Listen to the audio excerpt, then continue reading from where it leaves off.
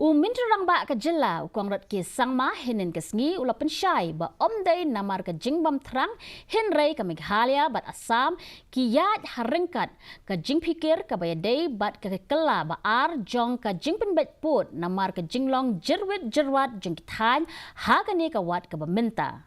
Ka kela ba ar jong ka jingya Pynbeit put hapdeng ki ar jela kala sakut Mynta la kumbashisnem haringkat tangki jingkular menbeteng biang ya ka jingya keren nakaliang jong baro arteli ki sorkar.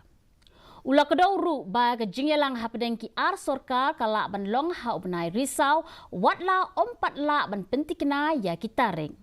Mynta rang ba ula kular ba ka sorkar ka dang tres minot ban kmi yakini ki jingtenju bat ban pentelun syakmat ya ki Kham. And therefore, and it's very sensitive. And hence, whatever we do and however we move forward in things, we need to be very careful. So that's the reason why in the first phase we looked at I shouldn't say low-hanging fruits, but the areas which we found were slightly more solvable in nature.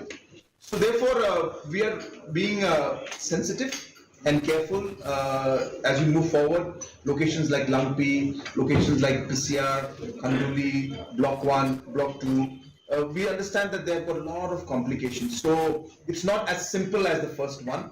And therefore, though our desire and our intention is as firm as before, but because of the sensitivity of the situation and locations, Mynta rang ba ka jela ukongrat ke